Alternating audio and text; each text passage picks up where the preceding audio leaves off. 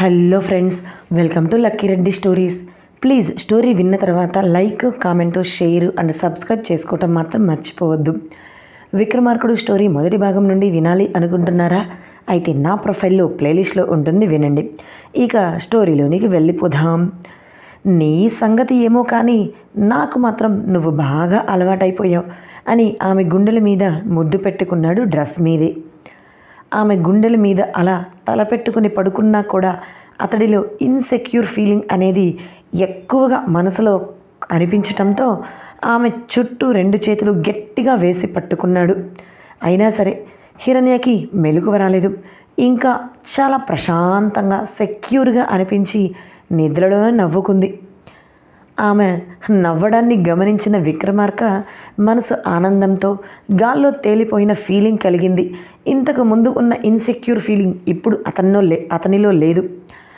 Pawan Kalyan song గాల్లో తేలినట్టుందే, గుండె పేలినట్టుందే song తన ముందే ప్లే అవుతున్నట్లుగా వినిపించింది. తన మనసు కూడా అలా హ్యాపీగా సంతోషంతో ఉరకలు వేస్తుంది, ఉప్పొంగే గంగా నదిలా. నాకు తెలిసి నేనంటే నీకు ఇష్టమని నాకు బాగా తెలుసు. అలానే నీకు బాగా అలవాటైపోయాను నేను నీకు.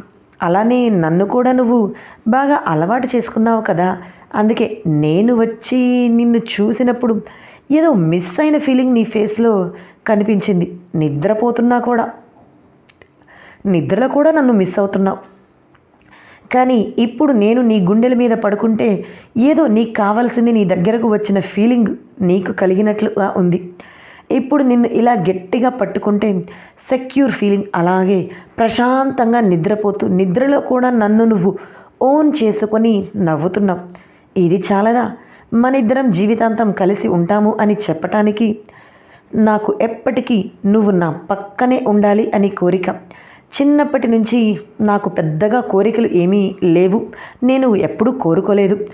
ఒకప్పుడు కోరికలు ఉండేవి, కానీ తర్వాత నాలో కోరికలు అనే ఒక అంశాన్ని నేను తీసేసి డస్ట్బిన్లో పడేశాను. కానీ ఇప్పుడు నా మనసులో ఈ చిన్ని కోరిక కలుగుతుంది. మరి నా కోరిక ప్రకారం నువ్వు జీవితాంతం నాకు తోడుగా ఉంటావా అని ఆమెను అడిగాడు. ఆమె సమాధానం చెప్పదు అని తెలిసిన అప్పటికి కూడా ఆమె నవ్వుతున్న ఫేస్ కనిపించడంతో థ్యాంక్ యూ సో మచ్. నీలో వస్తున్న ఈ చిన్ని నవ్వు చాలు, నాతో ఉంటాను అని అంటున్నావు. ఇదే నాకు కొండంత బలం. నువ్వు నా పతనం చూడాలి అని కోరుకుంటున్నావు. అలానే నీ కోరిక ప్రకారం నేను నెరవేరుస్తాను. కానీ నీ కోరిక నెరవేరిన మరుక్షణం నువ్వు నా నుంచి దూరం అయిపోతావు. అందుకే నేను నీ కోరికను నెరవేరనివ్వను. నువ్వు నా దగ్గర ఉంటాను అంటే నా పతనం ఏంటి? ఇంకా నువ్వు ఏది కోరినా కూడా నేను నెరవేరుస్తాను.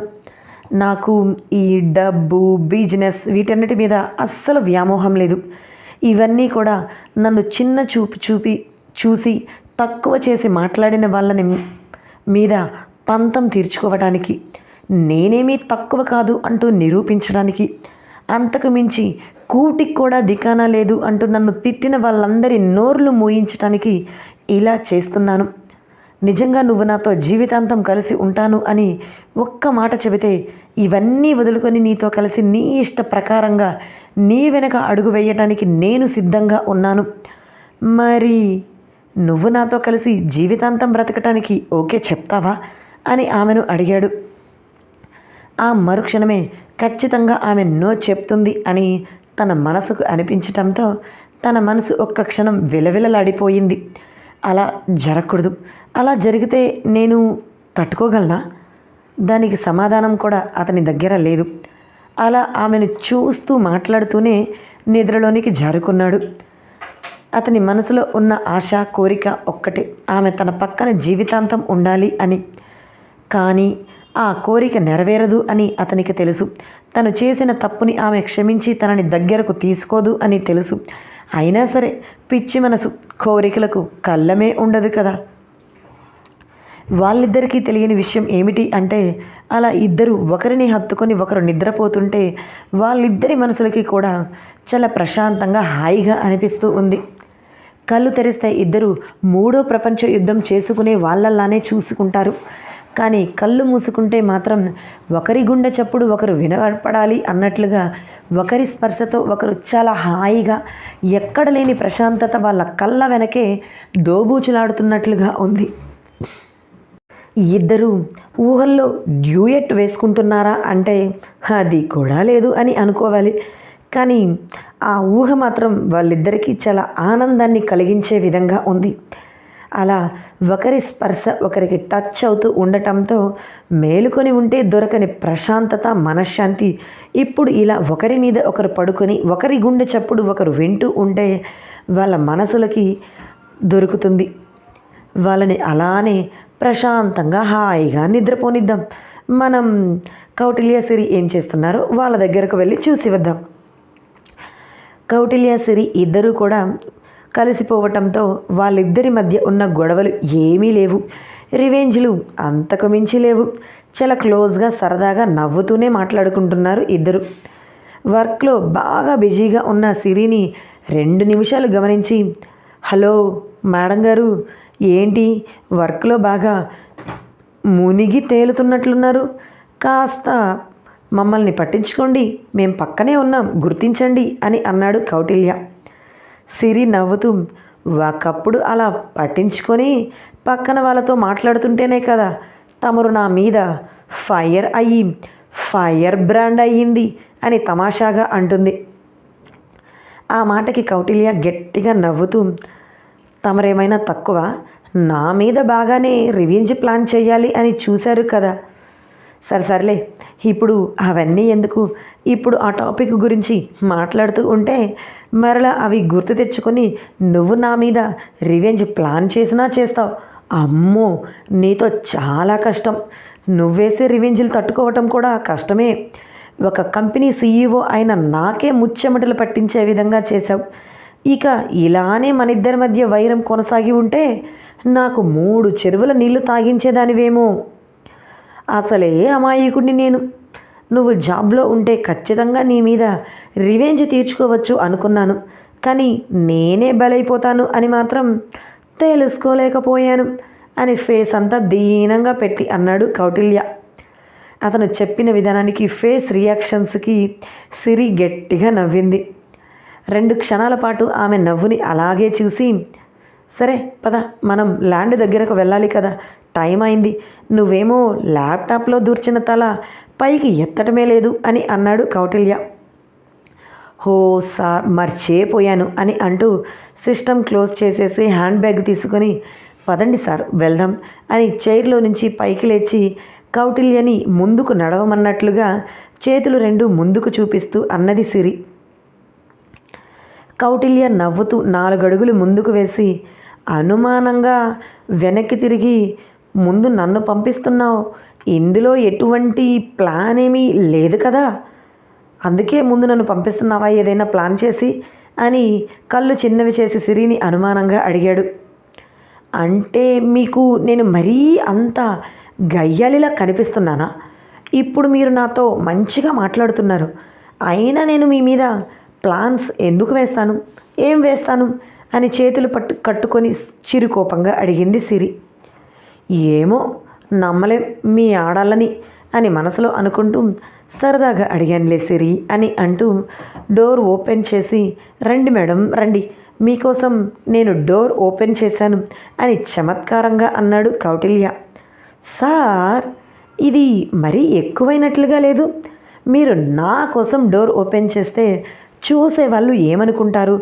నేనేదో మిమ్మల్ని నా కొంగుకి అంటూ తన డ్రెస్ చూసుకుంది. శారీ కాకపోవటంతో, ఇదిగో ఈ చున్నీకి కట్టేసుకున్నాను ఏమో, అందుకే మీరు నా మాట వింటున్నారు, నాకు సలాం చేస్తున్నారు, ఇప్పుడు నా కోసం డోర్ ఓపెన్ చేస్తున్నారు అని అనుకోరు? అలాంటి నిందలు నాకేమీ వద్దు బాబు అని అంటూ కౌటిల్య దగ్గరకు వచ్చి, పదండి ఇద్దరం కలిసే బయటికి వెళ్దాం అని చెప్పటంతో ఇద్దరు కూడా నవ్వుతూ కలిసి ఆ రూమ్ నుంచి బయటకు వచ్చారు. కౌటిల్య సిరి ఇద్దరు కూడా నవ్వుతూ మాట్లాడుకుంటూ బయటకు వెళ్ళటం చూసిన హరీష్కి మనసులో ఒక ఐడియా వచ్చింది. ఈ కౌటిల్య సార్ ద్వారా విక్రమార్క ఇంటి లోపలికి వెళ్తే, ఇది ఐడియా కూడా బాగానే ఉంది, కానీ ఇప్పటి వరకు నేను అలేఖ్య వెనుక తిరుగుతూ వాళ్ళ ఇంట్లో ఉన్న అందరి గురించి తెలుసుకున్నాను, కానీ హిరణ్య ఆ ఇంటిలోనే ఉంది అని మాత్రం తెలుసుకోలేకపోయాను. అలేఖ్య కూడా నాకు ఆ విషయం చెప్పనే లేదు. ఇప్పుడు ఆ ఇంట్లోకి అలేఖ్య నన్ను తీసుకొని వెళ్తుందా అంటే ఎందుకో డౌట్ కొడుతుంది. హిరణ్య కోసం అలేఖ్యతో ఫ్రెండ్షిప్ చేస్తుంటే తను మా ఇంటికి వచ్చింది, కానీ నన్ను మాత్రం తన ఇంటికి రమ్మని కనీసం పిలవను కూడా పిలవలేదు. తను నన్ను అలా పిలవకపోవటానికి కూడా కారణం ఉందిలే. తనకి తన ఫ్యామిలీ అంటేనే ఇంట్రెస్ట్ లేదు అని చెప్పింది. అందుకే తన ఇంటికి నన్ను తీసుకొని వెళ్ళటం లేదు. నేను తనని డైరెక్ట్గా మీ ఇంటికి వస్తాను అని అడిగితే బాగుంటుందా? వద్దులే, ఈ కౌటిల్య సార్ ద్వారా వెళ్ళాలి. ఎలాగూ ఇద్దరు రిచ్ పర్సన్స్, ఒకరికి ఒకరికి పరిచయం ఉంది కాబట్టి ఖచ్చితంగా ఏదో ఒక చిన్న ఛాన్స్ అయినా దొరుకుతుంది ఏమో అని అనుకుంటూ వర్క్లో మునిగిపోయాడు హరీష్. రాజేష్కి తన భార్య ప్రెగ్నెంట్ అని తెలిసి చాలా ఆనందపడ్డాడు. కానీ పక్కన చెల్లి ఉంటే ఈ టైంలో ఎంతో అల్లరి చేసి గోల చేసి ఇల్లంతా సందడిగా మారిపోయేది అని మనసులో ఉన్నా కూడా ఆ ఫీలింగ్ని మాత్రం బయట పెట్టడం లేదు. ఒక్కవేళ నా చెల్లెలు ఇంటిలో ఉంటే బాగుండేది అని నోరు తెరిచి అంటే రాజీ ఖచ్చితంగా ఇల్లు పీకి పందిరి వేస్తుంది అని రాజేష్కి తెలుసు. అందుకే సైలెంట్ అయిపోయాడు. తన చెల్లెలు తనకు దూరం అయ్యి 3 నెలలు దాటుతున్నా కనీసం ఎక్కడ ఉంది ఏంటి అనేది కూడా తెలుసుకోలేకపోయారు. ఆ విక్రమార్క ఎక్కడ ఉంటాడు అనేది కూడా తెలుసుకోలేకపోయారు. పోలీసులు చెప్పిన అడ్రస్ ప్రకారం ఆ విక్రమార్క వరల్డ్ చైర్మన్, కానీ అక్కడ చూస్తే మాత్రం 60 సంవత్సరాల పైబడిన వ్యక్తి కనిపిస్తున్నాడు. కానీ హిరణ్యను తీసుకొని వెళ్ళిన వ్యక్తి 27, 28 సంవత్సరాల వయసు మధ్యలో కనిపించాడు. నా చెల్లెల దగ్గరికి నేను ఎలా చేరుకోవాలి? ఒకసారి హరీష్ ఇంటికి వచ్చి విక్రమార్క అనేవాడు ఉన్నాడు అని తెలిసింది అన్నాడు. అసలు ఆ విక్రమార్క ఎక్కడ ఉన్నాడు అనేది కనుక్కుంటాను అని హరీష్ చెప్పాడు. కానీ ఇప్పటి వరకు ఏ విషయం అనేది చెప్పలేదు అని అనుకుంటూనే తన చెల్లెల గురించి బాధపడుతున్నాడు. రామ్మోహన్, లావణ్య ఇద్దరూ కూడా సేమ్ రాజేష్ బాధపడినట్లుగానే హిరణ్య కోసం బాధపడుతూనే ఉన్నారు. కోడలు కన్సీవ్ అయ్యింది అన్న ఆనందాన్ని కూడా మనస్ఫూర్తిగా అనుభవించలేకపోతున్నారు వాళ్ళిద్దరూ. ఎందుకంటే మరోవైపు కూతురు కనపడక కడుపు కోత చీల్చుకుంటూ బయటకు రావటంతో కోడల ముందు హిరణ్య గురించి మాట్లాడటమే మానేశారు. ఒకవేళ మాట్లాడితే రాజీ ఇంట్లో నానా రభస చేస్తుంది. ఆ తర్వాత రాజేష్ రాజీని కొడతాడు. అసలే కడుపుతో ఉన్న పిల్ల మీద చెయ్యి చేసుకోవటం కరెక్ట్ కాదు. కానీ రాజీ నోరు మాత్రం మూతపడదు అని వాళ్ళకు తెలియటంతో కూతురు గురించి మాట్లాడటం కూడా మానేశారు. కానీ మనసులో మాత్రం కూతురు గురించే ఆలోచిస్తూ బాధపడుతూనే ఉన్నారు. వాళ్ళ ముగ్గురికి భిన్నంగా రాజీ మాత్రం చాలా హ్యాపీగా ఉంది. తను కన్సీవ్ అయ్యాను అని ఆనందంగా తన ఆనందాన్ని సెలబ్రేట్ చేసుకుంటుంది. తనకు కావలసినవి అన్నీ కూడా అత్తతో వండించుకొని తింటుంది. భర్తతో బయట నుండి కావలసినవి తెప్పించుకుంటుంది.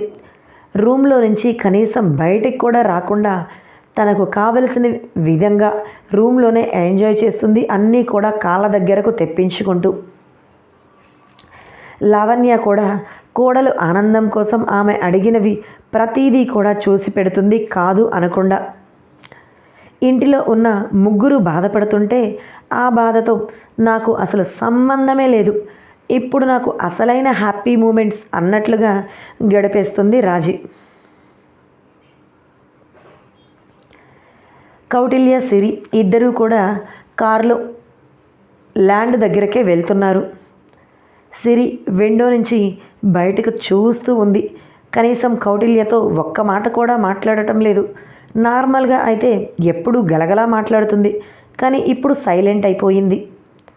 ఆమెను గమనించిన కౌటిల్య 10 నిమిషాలు సైలెంట్గా ఉండి ఆ తర్వాత అలా సిరి సైలెంట్గా ఉండటం తనకు నచ్చక, ఏంటి సిరి అలా సైలెంట్గా ఉన్నావు? నార్మల్గా అయితే నువ్వు ఏదో ఒకటి గలగలా మాట్లాడుతూనే ఉంటావు కదా, అయినా నువ్వు ఇలా సైలెంట్గా ఉంటే ఏంటో నాకు నచ్చటం లేదు. నువ్వు మాట్లాడుతూ ఉంటేనే నీ మాటలు వినటానికి నాకు చాలా ఇంట్రెస్టింగ్గా అనిపిస్తాయి అని అన్నాడు. ఆ మాటకు సిరి నవ్వుతూ, ఎప్పుడు మాట్లాడినా కూడా ఆ మాటలు బోర్ కొట్టేస్తాయి సార్. అప్పుడప్పుడు సైలెంట్గానే ఉండాలి అని అన్నది. కానీ ఇంతకు ముందున్న హుషార్ ఇప్పుడు ఆమెలో కనిపించకపోవటంతో ఏమైంది అలా ఉన్నావు అని అడిగాడు కౌటిల్య. ఇప్పుడు మనము ఒక హాస్పిటల్ని దాటి వచ్చాము, మీరు గమనించారా అని అడిగింది. అవును, దాటి వచ్చాం అని చాలా సింపుల్గా చెప్పేశాడు కౌటిల్య.